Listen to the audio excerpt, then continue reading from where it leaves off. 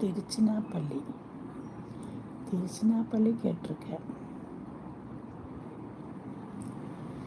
ബഷീർ എന്താ ജോലി?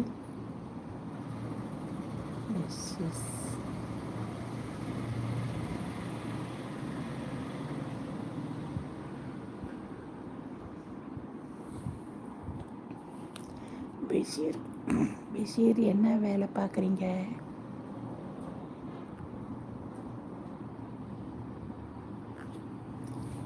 Bakery. Okay.